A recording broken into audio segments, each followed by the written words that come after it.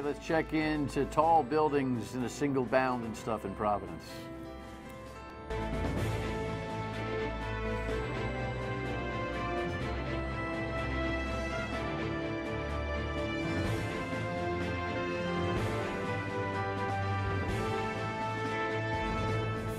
The Dan Yorke State of Mind program is brought to you in part by Lookout Rhode Island and Taco Comfort Solutions. So I think we have a pretty nice skyline in the city of Providence.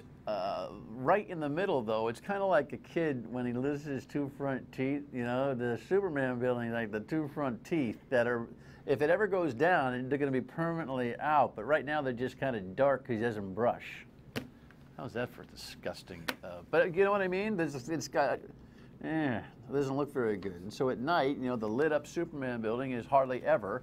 And in the meantime, we've got this new residential proposal, which is got this big, tall building that'll be kind of off the skyline, but create the skyline. I got Dan McGowan in here tonight to talk about it, and we'll line that conversation up momentarily. In the meantime, thanks for tuning in. Great to have you aboard. Donald Trump has been still busy trying to create a mess on aisle 5. It just seems to keep on going. With the latest from CBS, please. Protests against President Trump in New York last night, anger over a number of usual issues, but Russia is getting new attention, all after the president's summit with Russia's Vladimir Putin and whether the president confronted Putin over election meddling. He now tells CBS News he holds Putin responsible. Well, I would, because he's in charge of the country, just like I consider myself to be responsible for things that happen in this country. So certainly, as the leader of a country, you would have to hold him responsible, yes. But that was on the same day the president generated more controversy during a cabinet meeting when he was asked whether Russia continues to meddle.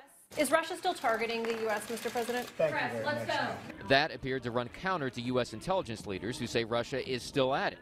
So the White House later said the president wasn't really answering that question. You had a chance to speak with the president after his comments, and the president said thank you very much and was saying no to answering questions. The Democrats continue to focus on the president's shifts, with calls for investigations that could wind up entangling the U.S. translator in Helsinki. I believe the Senate Foreign Relations Committee should hold a hearing with the American translator, who was present during President Trump's and President Putin's private meeting. You know, it's really funny. The White House must be like this. Oh, okay. Let's do the wooden thing. Roll the tape back. See where he says would? What if he had said wouldn't?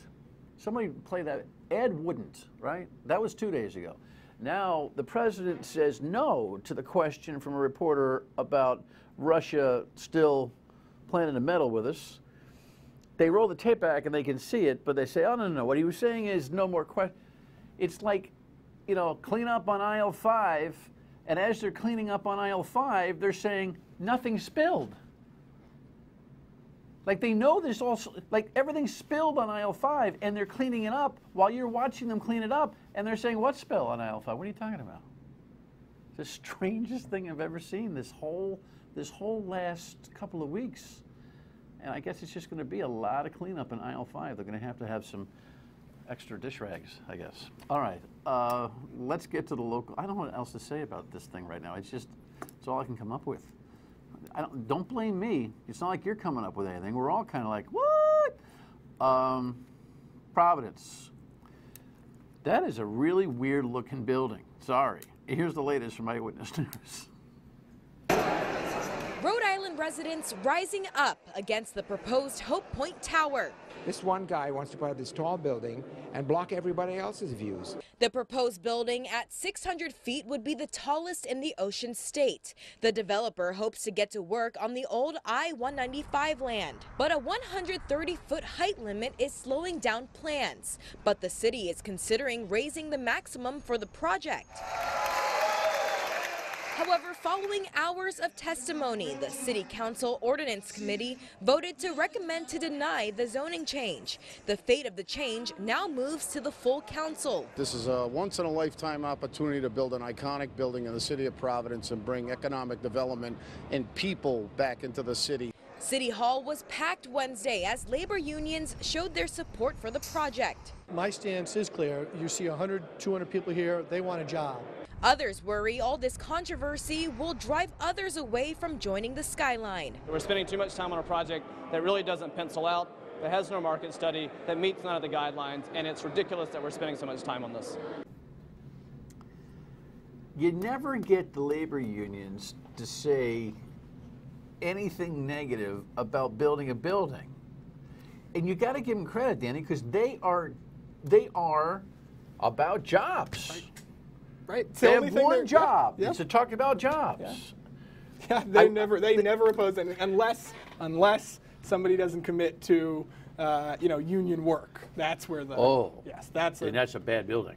Right. That's got nothing to do with what it looks like. It's got to do with who's making it. That's when City Hall starts to. Yeah, I mean, Mike Sabatoni, who was in that package, the first guy that you saw, the union guy. I enjoy him, and hopefully we can get him in next week to talk about this. He's. They're not. By the way, welcome. Thank you for having me. They are not the people you go to for a fair evaluation about whether or not a building ought to be constructed in the city. Right. Right? No, totally. I think that's a very fair point. I suppose the flip side would be the folks who are from the neighborhoods who simply don't maybe like the design of it or don't like the idea that it might be too tall.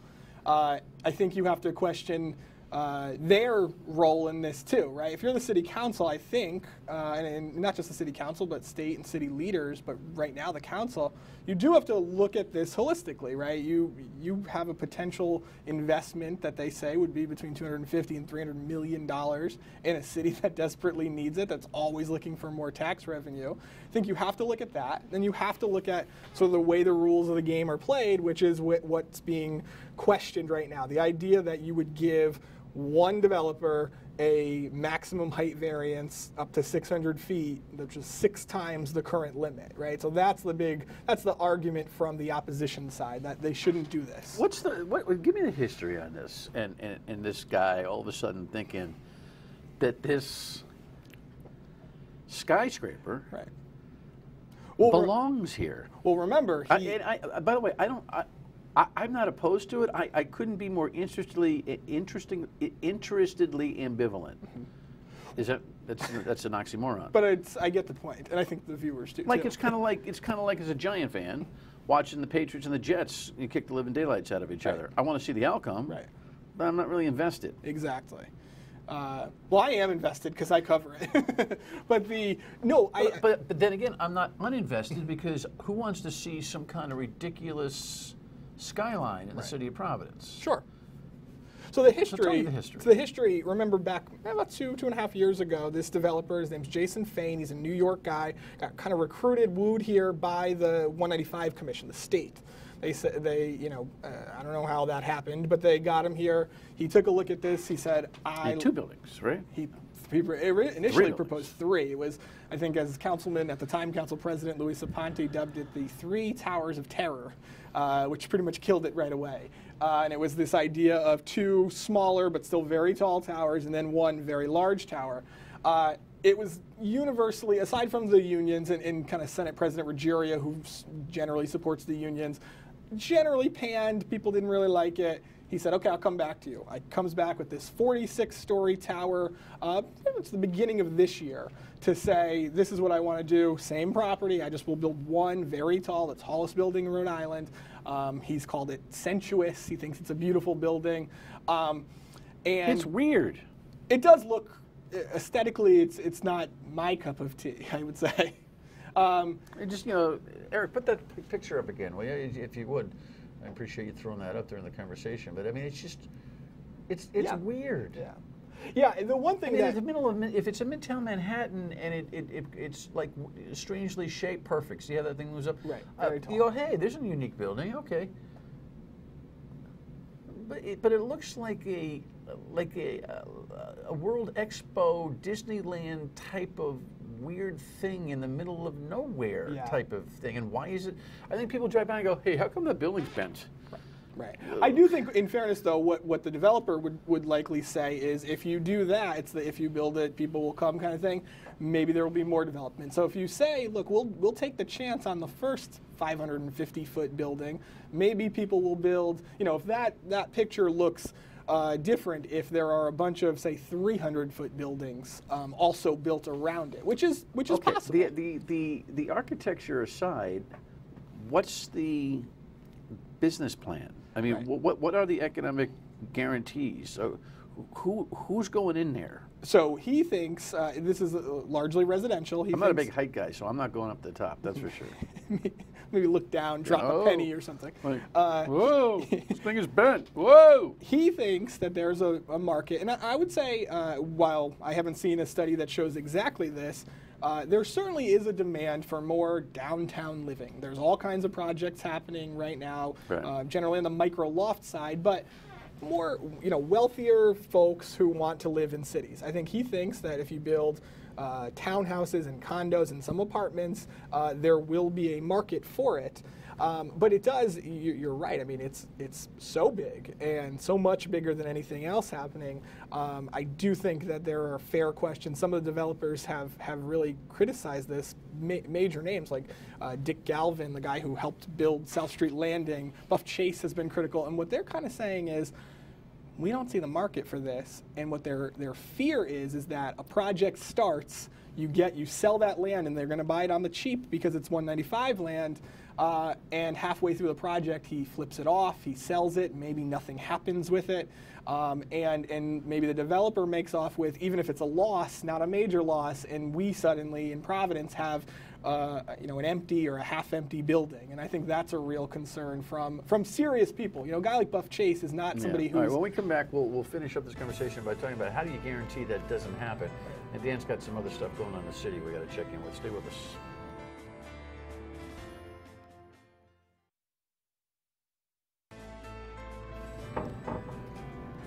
Just finishing up with Dan on this conversation about this Fane Tower project. We don't know exactly what he's thinking about pricing out his units for. No, that's right. There's not. We haven't heard exactly what he thinks these things will go for. What we know is that investment that he says he wants to make between $250 and $300 million. We know they say they think that it'll generate in the end about $4 million in tax revenue every year. But we don't know unit prices. We don't know what it would mean. The economy's booming right now. Who knows what it means 15 years from now? What financial instruments are potentially available to prevent that disaster that some are saying could happen, a half-built property or not built property or a flip property or any of those things? So this is a huge question that I still haven't got an answer from the state on, because remember, one of the reasons this land is so desirable, other than the developer can say, I love the land, but the real reason the land is so desirable is that the 195 commission is selling it to him on the cheap, right? Which is what they do with all of that land. So he's got fairly cheap land, now he wants to build it. The question is, do you do a tax break? The city already has a tax break program in place for all of the 195 land. What there aren't though a lot of mechanisms to say, like, if this thing doesn't get built, you have to pay it back. They don't do a lot of that stuff, and so there is risk going forward. There definitely is. All right. Last night, though, the committee from the city council. Yep. Thumbs down. In a little bit of a surprise move, they recommended to vote it down, which means it now goes to the full council, which gives some folks, the ability to potentially change their vote, things like that. So we should. Do we have a precedent for that, where a committee says no and the council says yes? Oh yeah, it happens. I mean, oftentimes it's oftentimes there's recommendation to not approve, and then there's debate on the floor and things change. It is entirely possible that this zoning change will still get What's approved. Loris's position on this? Just like the governor, both of them have kind of said, we really support the process and we support investment. They have not said, you know, if put to a vote, would you vote this up or down? It's an election year, and so they're not exactly commenting on it. I think he supports the idea. I don't know if he wants to, if he wants this exact proposal the way it is. And who wants it the most? The developer? I think or the 195 Commission? I think the 195 Commission, I think the Senate President really wants it, and of course the construction trades more than anybody. I think they're the ones that want it the most. All right. Good enough. We have some things going on. What happened with Terry Hassett? Yeah. This longtime veteran city councilor didn't get his signatures. It only takes 50. That's right. It doesn't take authenticated signatures to run for re-election. What did he do? He turned in about 57, I believe it was, and 12 of them, yeah, were you always got to turn in double the number. So, that's the formula. Everything I've ever been told. Double the number. You turn in double the number. He was facing a very difficult re-election fight. I would have, if I were ranking it, he would have been the most vulnerable council member given his opponent, even if he had qualified to be on the ballot. Tell me about that. Yeah, a progressive young woman, 21-year-old, her name's Kat Kerwin, kind of moved into the district very recently, has been around for a while as an activist. I say a while, she's young, but she's a anti-gun activist. Like I said, very progressive, and she moved into the district. I think she knew that Councilman Hassett was probably somebody who had kind of lost touch with that neighborhood. And so she's been working for months and months and months, has raised some money, running a serious, credible campaign. Isn't there a law against 21-year-old progressives running for office? You want that law. I don't think it's ever passed. I'm kidding. You should have her on, actually. She's yeah, I'm sure she's interesting a dynamo. Figure. Yeah. Yeah. I love young people getting into the election process. However, it's a 95-5 ratio of progressive politics versus any other politics in that young people crowd. That's exactly right. Young conservatives were like hip like 15 years ago. You can't find them anywhere anymore. No, and it doesn't. I'll tell you. What's that tell us about? Whatever. We're seeing a swing of young progressives who are running in Providence right now, both at the state level but also in the city level, and. I think it's, I think some of the social issues are the reason for it, but what it does is it raises real question about the way government will work. Remember, if you're talking $15 minimum wage, which is a thing that a lot of young progressives like to talk about, are you also focusing on the city's long-term financial problems, right? And if you're talking about kind of more social issues or passing gun ordinances, things like that, is your eye on the ball for a city that is not out of the discussion of bankruptcy, going forward. And so I think it's going to be interesting, depending on how many of these folks get elected, it's going to be interesting to see the dynamic on the city council. All right, when we come back, we'll talk about residency on two particular matters. Where you live, where you allegedly live, counts. Stay with us.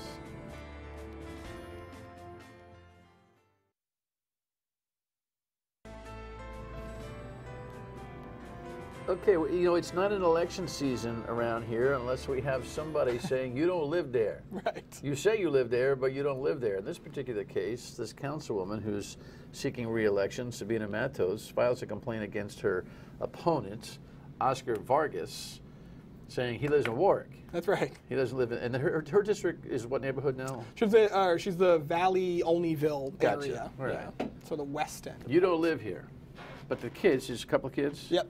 They go to school in Warwick. At least one kid goes to school in Warwick, yeah. Living with an ex-wife? He is the gentleman, Mr. Vargas, his wife, he says they've been separated for about 8 years. His wife has voted from Providence in recent elections, now is registered very recently to vote in Warwick. The child apparently goes to Warwick schools, according to the complaint. So there is at least a question. The thing is, does he have a mailbox and a front door in Providence? He does. Yes. Yep. There's a property he owns and he's owned it throughout. It's not like a post office box. It's no, like it's a real place. Building. Yeah. In fact, people testified at a hearing recently that they've been over to that house and had a beer and hung out. So. Okay. Makes it very difficult to prove. Let's put that one aside for a second, and then you got Carnivale.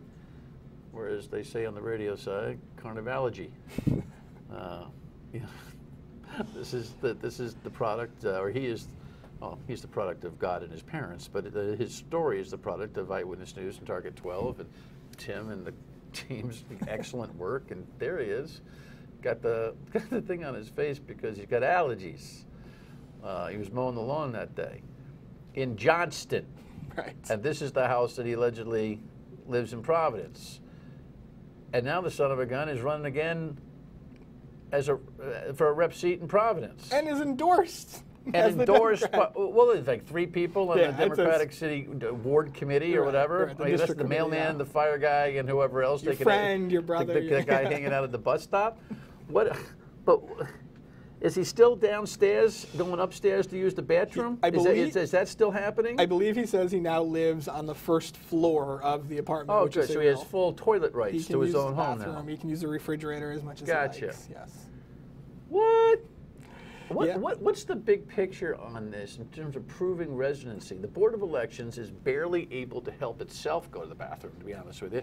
They don't have an investigative arm to be out there surveilling who's checking in at night, turning out the light in what town, right? Well, it's incredibly, as we learned in reporting out the John Carnevale story, and I should say, and you get this too, every year around this time, or every election cycle, I should say, we get tip after tip after tip that candidate or councilman or state rep or whatever doesn't live where they say they live. And we do look at many of these tips. It's incredibly difficult to prove because, as we say, that... What are you going to do, stake him out? Well, in the famous video of John Carnevale with his face wrapped in a shirt makes for amazing television. It was great TV, won us an Emmy. But that's not what gets him thrown off the ballot, right? It's a mortgage document that we found that said he promised to live outside of the district. Right. It's him asking for parking tickets from a police officer.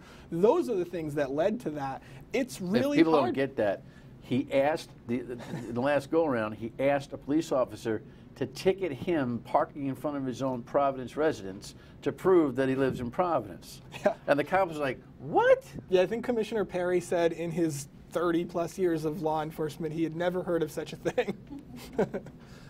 Oh, God bless that cop. Right. Right. All right. So, will this all work out? Will both be able to run? My gut is both will be able to run, and I would say in Carnevale's case, it's hard to imagine he's not the favorite. Yeah, I would say he's the favorite. He is the favorite. Yeah. To take his seat back. Yeah. Because people have short memories or no memories.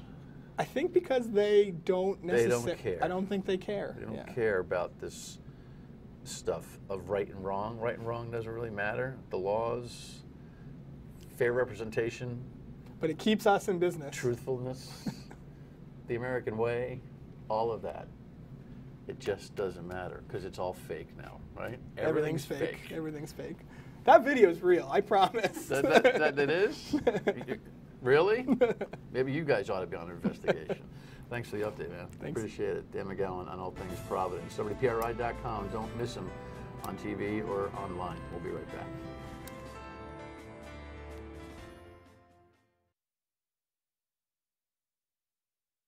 Dan reminds me that Carnevale, where he lives, that's a big problem. But he's a big favorite because he's running against the incumbent porn guy. Remember Representative Perez, Ramon, with all his porn notes on the paperwork? It was all a mistake, of course, but it's the silly season, as they call it, right? When we rejoin tomorrow night, we'll take a look at the Supreme Court nomination. We got 2 heavyweight professors from Roger Williams University to evaluate. See you on the radio at 3, too, on WPRO. Thanks for watching.